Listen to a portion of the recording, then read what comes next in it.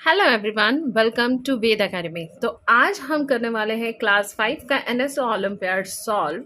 और इसमें हमने फिफ्थ चैप्टर का पॉल्यूशन एंड कैलामिटीज़ का हमने 10 क्वेश्चन ऑलरेडी सॉल्व कर लिया है। आज हम पार्ट 2 में और 10 क्वेश्चन सॉल्व करेंगे ताकि ये चैप्टर जो है वो कम्प्लीटली ओवर हो जाए। तो पिछले वीडियो में बहुत सारे बच्चों ने लाइक्स दिया, इसके लिए थैंक यू। एंड इस वीडियो में हम आगे के 10 क्वेश्चन सॉल्व करेंगे। होप सो आप खुद भी पढ़ रहे हैं, अपने फ्रेंड्स के साथ भी ये वीडियो शेयर कर रहे हैं ताकि उनको भी पढ़ाई उतनी ही हेल्पफुल हो सके। चलिए क्वेश्चन नंबर 11 से स्टार्ट करते हैं। क्वेश्चन नंबर 11 से स्टार्ट करते हैं। Which of the following statement is correct. तो यहाँ पे बोला है आपको स्टेटमेंट फाइंड आउट करने के लिए जो करेक्ट है। तो सबसे पहला ऑप्शन पढ़ लेते हैं। The layer below the crust is called mantle, its upper part is called the molten rock and the lower part consist of solid rock. तो ये गलत है। तो जो layer below the earth crust होता है उसे हम मेंटल कहते हैं। अपर पार्ट जो होते हैं वो सॉलिड रॉक से बने होते हैं, एंड जो लोअर पार्ट होता है हमारे अर्थ का वो molten magma means molten rock से भी आप बोल सकते हो।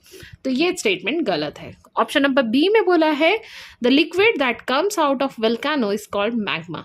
तो नहीं, जो लिक्विड वोल्केनो से बाहर निकलती है उसे हम लावा कहते हैं। नाउ ऑप्शन सी में बोला है, तो ये स्टेटमेंट भी गलत है। ऑप्शन सी में बोला है based on the nature of eruption volcanoes can be active, dormant और एक्सटेंट। तो ये सही है, ये सही है। और फोर्थ देख लेते हैं। फोर्थ में आपको बोला है, फोर्थ ऑप्शन में the magnitude of tsunami. Tsunami जो होता है उसे हम मेजर करते हैं रिश्टर स्केल से, develop by the Charles Richter in 1985 में। तो ये स्टेटमेंट गलत है क्योंकि अर्थक्वेक को मेजर किया जाता है रिश्टर स्केल से, सुनामी को नहीं। और उसे भले ही चार्ल्स रिश्टर ने बनाया है, 1935 में बनाया था उन्होंने। तो ये इसका सही आंसर नहीं है, तो इसलिए option C will be your correct answer. Okay, let's do the question number 12। Question number 12 में क्या बोला है देख लेते हैं। Which one of the following pairs is wrongly paired. एक सेकेंड। तो चलिए क्वेश्चन नंबर 12 देख लेते हैं। क्वेश्चन नंबर 12 में क्या बोला है, which of the following pairs is wrongly classified. Positive effect on the environment and negative effect on the environment. Incineration rating rubbish in residential areas. तो ये एक नेगेटिव इफेक्ट है क्योंकि अगर हम रबिश को इसी तरीके से खुले हम रेसिडेंशियल एरिया में डालेंगे तो it will create a air pollution as well as many diseases, right. Negative effect on the environment covering open beans left out in the open. तो ये एक पॉजिटिव इफेक्ट होगा एनवायरमेंट में। तो ये जो ऑप्शन है ये गलत है, रॉन्गली क्लासिफाइड है। तब भी हम आगे का भी देख लेंगे। Using public transport and cutting down use of fossil fuel. तो पब्लिक ट्रांसपोर्ट का यूज़ करना और पेड़ पौधे और फॉसिल फ्यूल का यूज़ करना कम कर देना, तो ये एक पॉजिटिव इफेक्ट है, राइट। नेगेटिव इफेक्ट में दिया है कटिंग डाउन ट्रीज। जाहिर सी बात है, cutting down more trees is a negative effect on the environment. ना ऑप्शन सी में बोला है collecting rain water for watering garden plant. तो it is a positive effect कि आप बारिश के पानी को स्टोर कर ले ताकि आप वाटर गार्डन को पानी दे सके। नेगेटिव इफेक्ट में दिया है discharge of agriculture run of into the water bodies. ये भी नेगेटिव इफेक्ट भी, ये भी सही है पेयर। फोर्थ में बोला है using recycle material. Recycle material को बार बार हमें यूज करना चाहिए, राइट। पॉजिटिव इफेक्ट है वो हमारे एनवायरनमेंट के लिए। अब फोर्थ नेगेटिव इफेक्ट में बोला है living unfinished food at the canteen. तो हमें अनफिनिश्ड फूड नहीं रखना चाहिए because it is a negative effect on the environment. तो इसका सही ऑप्शन होगा जो रॉन्गली पेयर्ड किया गया है वो है option number A. Okay, let's do the question number 13. Select the correct statement. After shock occur when displayed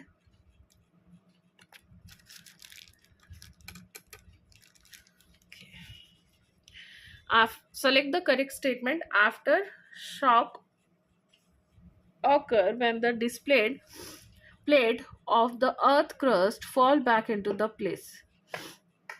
तो ये जो है वो एक इनकरेक्ट स्टेटमेंट है, क्योंकि शॉक होने के बाद, मतलब जब आफ्टर शॉक जो अर्थ क्रस्ट में होता है, उसके बाद जो अर्थ क्रस्ट का जो प्लेट है वो अपने प्लेस में बैठ जाता है क्या? नहीं. The instrumental use to detect earthquake is called seismograph. The instrumental use to detect earthquake is called Richter scale. इसका सही आंसर होगा.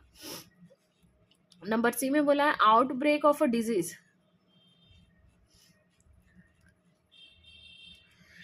चलिए क्वेश्चन नंबर 13 फिर से देख लेते हैं. Select the correct statement. Aftershock occur when the displace plates of the earth crust fall back into place.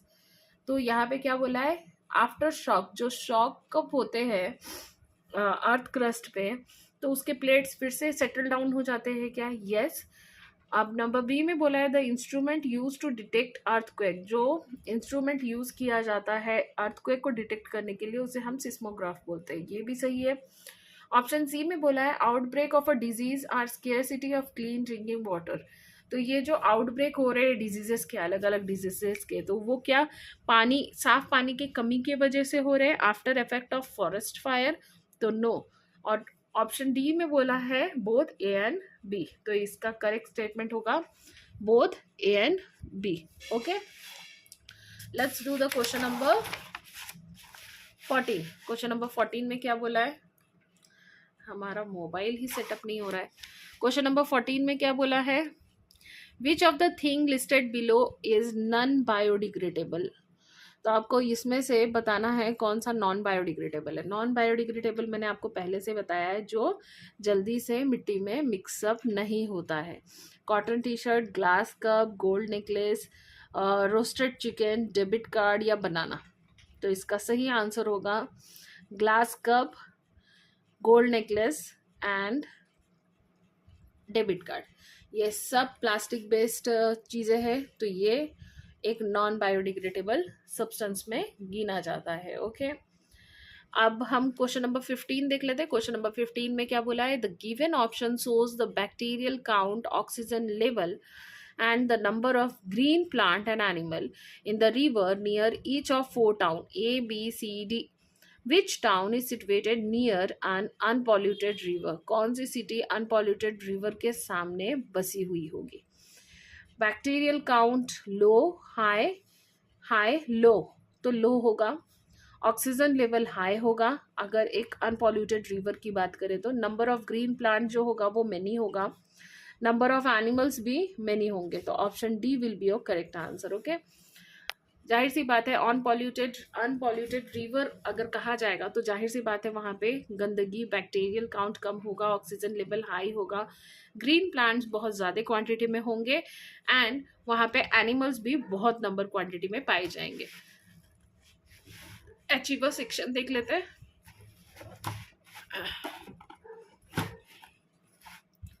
Achiever section which is question number 16 to 20. अगर आपको हमारा वीडियो पसंद आ रहा है तो चैनल को लाइक एंड सब्सक्राइब करना बिल्कुल ना भूलिए. अपने फ्रेंड्स के साथ ये वीडियो शेयर कीजिए ताकि हम दूसरों को भी ही इतने अच्छे से ओलंपियाड की प्रिपरेशन करवा सकें. ये वीडियो जितना हो सके उतने बच्चों तक पहुंचाइए, because it will be helpful for them to secure a gold medal, right. तो चलिए क्वेश्चन नंबर 16 करते हैं. मैं क्वेश्चन नंबर 16 रिकॉर्ड ही कर रही थी कि मेरा वीडियो कब बंद हो गया मुझे पता ही नहीं चला because of the space problem. तो चलिए अब क्वेश्चन नंबर 16 फिर से कर लेते हैं. Read the given statement and select the option that correctly fills in the blanks in any two of them. तो dash is an organisation that helps during various disaster situation. तो वो होगा NCC and who, ये दोनों होगा यहाँ पे. Now dash is a natural cause of forest fire. Forest fire के कॉज के लिए नेचुरल कॉज कौन सा हो सकता है? तो नेचुरल कॉज लाइटनिंग होगी, मीन्स बिजली चमकना, बिजली गिरना. नंबर 3 में बोला है the hot molten rock present inside the volcano. जो मोल्टन रॉक, पिघले हुए पत्थर जो पाए जाते हैं वोल्केनो में, उसे हम क्या कहते हैं? मैग्मा कहते हैं, राइट. नाउ ऑप्शन 4 में बोला है dash is the green gas. तो ग्रीन गैस की बारे में बात करें जो ओजोन डिप्लीशन के लिए रिस्पॉन्सिबल है वो है CFC gas. Now tropical storm is called in southern USA में क्या कहा जाता है ट्रॉपिकल स्टॉर्म को? तो उसे टाइफॉन कहा जाता है। Okay, let's do the question number 17। Question number 17 में क्या पूछा है हमसे? And a large area of forest was destroyed completely by forest fire. Which of the following statement hold true regarding it?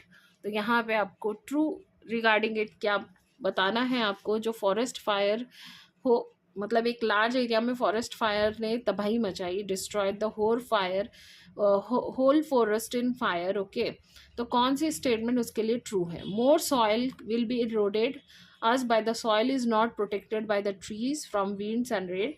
तो वहाँ के soil will be eroded as the soil is not protected, soil को बचाया नहीं गया by tree from winds and rain.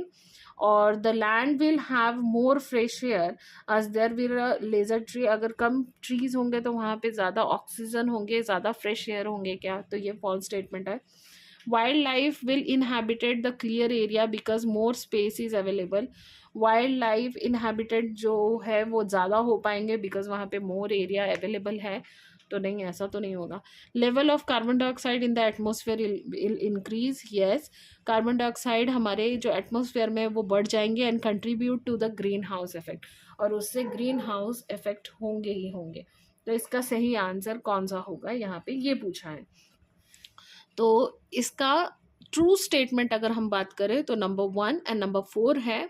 Because more soil will be eroded as the soil is not protected, soil को protect नहीं किया गया है by trees from winds and rains.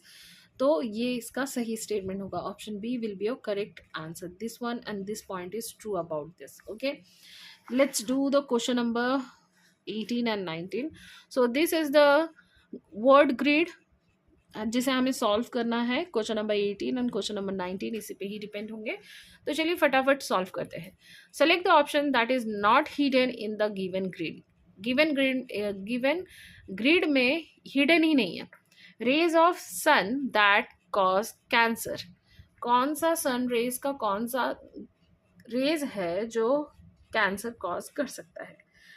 Which is ultra violet rays, उसे हम क्या कहते हैं? Ultra violet rays. तो यहाँ से आप देखोगे यहाँ तक अल्ट्रा वायलेट रेस की स्पेलिंग दी गई है। A gas that causes global warming. कौन सी गैस है जो ग्लोबल वार्मिंग क्रिएट करती है? That is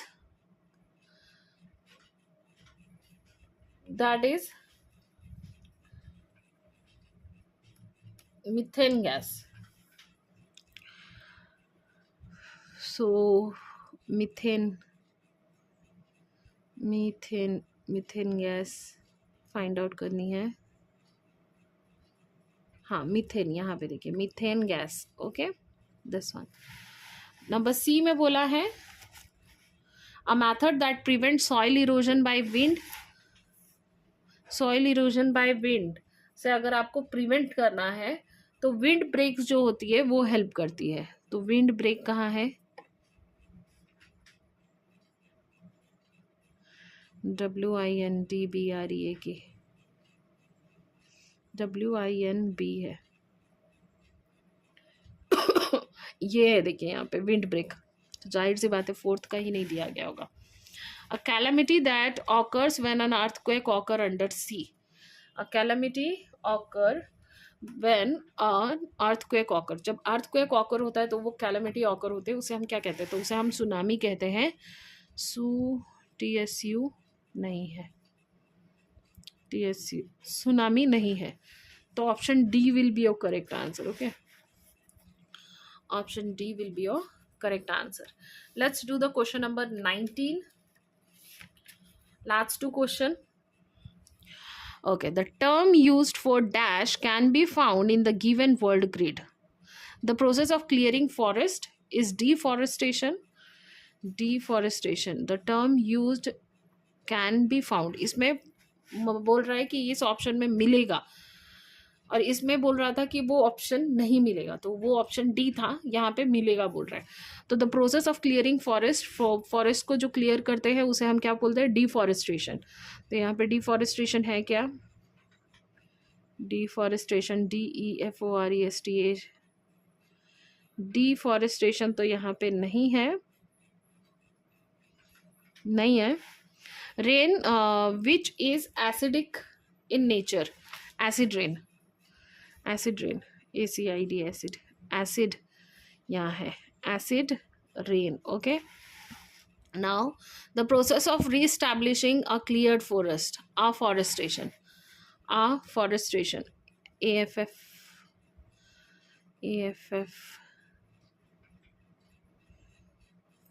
afforestation, AF,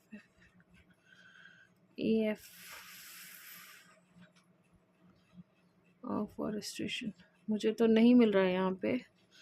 The process re-establishing a cleared forest, material that get decomposed when thrown is a biodegradable, biodegradable.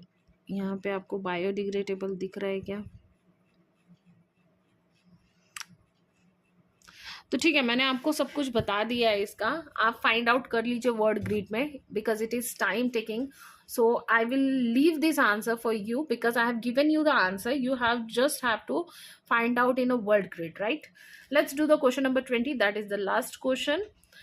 Scientist were studying two types of hospital. Scientist जो है वो two types of hospital को read कर रहे हैं, means पढ़ रहे हैं उसके बारे में. X and Y for the disposal, किस तरीके से उनके डिस्पोजल हो रहे हैं और वो किस तरीके से एनवायरनमेंट को इफेक्ट कर रहे हैं. दे पोटेड अ ग्राफ, उन्होंने ग्राफ प्लॉट किया है and shows changes in their quantities over time, और कैसे टाइम टू टाइम उनके जो डंपिंग क्वांटिटीज है वो कम होते जा रहे हैं या ज़्यादा होते जा रहे हैं. When dumped is an open field, refer to the given graph and select the option that correctly identify X and Y. तो एक्स का आप देख रहे हैं ग्राफ दिन भर दिन कम होते जा रहा है, वाई का जो है वो कंटिन्यूस एक ही वे में है. तो जाहिर सी बात है एक्स कुछ ऐसा यूज़ कर रहा होगा जो एनवायरनमेंट में बहुत जल्दी घुल मिल जाता होगा. सिरिंज नहीं, cotton balls yes, cotton balls हो सकते हैं, ब्रोकन स्कैल्पस नहीं हो सकते, सीजर भी नहीं हो सकते. बिस दिस ऑल आर मेटल्स, और मेटल्स बहुत जल्दी घुल मिल नहीं जाते हैं. और कॉटन जो है वो एक एनवायरनमेंट से मतलब प्लांट से बनी हुई चीज़ है, तो बहुत जल्दी ऑर्गेनिक में फॉर्म हो जाते हैं. Now Y, cotton swab, broken scalpels, series and medicine. तो इसका अगर आप देखोगे तो ये टाइम के साथ इनका जो डिकम्पोजिंग है ये कंटिन्यू स्ट्रेट है. तो इसका सही आंसर होगा ब्रोकन स्कैल्प्स.